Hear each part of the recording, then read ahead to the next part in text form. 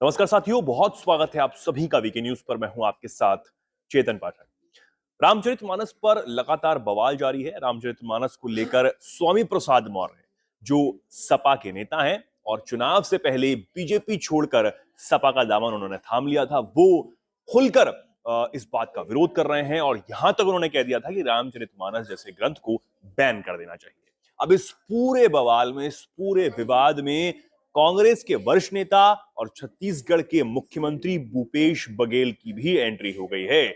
वो भी इस पूरे विवाद में कूद गए हैं और उन्होंने जो बयान दिया है उसके बाद बीजेपी के निशाने पर भी वो आ गए हैं। आपको सुनवाएंगे, बताएंगे कि भूपेश बघेल ने आखिर क्या कुछ कहा है, लेकिन उससे पहले आपको बीजेपी के जो डॉक्टर रमन सिंह है, जो कि छत्तीसगढ़ के पूर्व मुख्यमंत्री भी रह चुके हैं, उन्होंने किस तरीके से छत्तीसगढ़ के मौजूदा मुख्यमंत्री जो कांग्रेस के नेता हैं भूपेश बघेल, उनको किस तरीके से निशाने पर लिया है वो आपको दिखा देते हैं। उन्होंने ट्वीट किया है और कहा है कि दाऊ भूपेश बघेल, यदि रामचरितमानस की प्रत्येक बात प्रत्येक व्यक्ति के लिए सही नहीं है तो बताइए कि आप मानस की किस बात से इनकार करते हैं। बाबा तुलसीदास द्वारा लिखी गई एक एक चौपाई, एक एक शब्द सनातन संस्कृति का महत्वपूर्ण अंश है, जिस पर कोई टीका टिप्पणी बर्दाश्त नहीं की जाएगी। अब इस तरीके से डॉक्टर रमन सिंह ने भूपेश बघेल को निशाने पर लिया है। उन्होंने क्यों क्यों ऐसा किया है ये आपको थोड़ा सा बता देते हैं, उसके बाद पूरी बात आपको सुनवाएंगे कि आखिर क्या कुछ भूपेश बघेल ने रामचरितमानस को लेकर कह दिया है।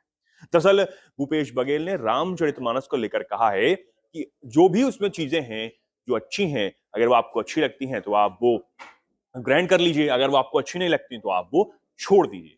बस इसी बात को लेकर बीजेपी के नेता नाराज हो गए। उन्होंने कहा कि भूपेश बघेल खुद ही बता दें कि आखिर कौन सी ऐसी चीज है, कौन सा ऐसा छंद है जो भूपेश बघेल को अच्छा नहीं लगता है ऐसे ग्रंथ में। ये बात वो बता दें। इस तरीके से उन्होंने निशाने पर लिया। अब आप पूरी बात सुन लीजिए कि आखिर भूपेश बघेल ने क्या कुछ कहा था। बात रामायण के बारे में है, राम के बारे में है। राम को आप जिस रूप में देखें, मरा मरा बोलेंगे तो आखिर राम राम बोल ही लेते हैं। कोई मरा मरा बोलता है, कोई राम राम बोलता है। क्या अंतर पड़ता है? आप किसी नाम से उसे जपें, चाहे उसके विरोध में भी बात करें तो पर भी उसका नाम है। दूसरी बात, रामायण के मामले में कहना चाहूँगा, मैं उस दिन भी बोला था कि इस मामले में विनोबा भावे जी ने बहुत अच्छी बात कही है।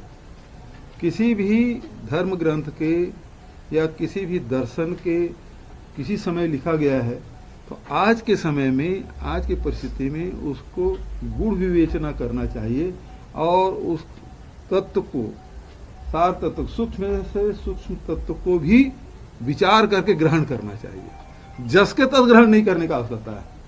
650 साल पहले रामायण लिखा, वाल्मीकि रामायण तो और पहले का लिखा गया है। देश में अनेक प्रदेश हैं जहां रामायण की रचना, कितने भाषा में रामायण की रचना हुई है। तो वो जैसे लिखे उसी प्रकार से आपको स्वीकार करने की आज की परिस्थिति में जरूरत नहीं है। जो जो मूल तत्व है उसकी विवेचना करिए और उसके जो सूक्ष्म तत्व को ग्रहण करिए, जो आज आपके लिए जरूरी है।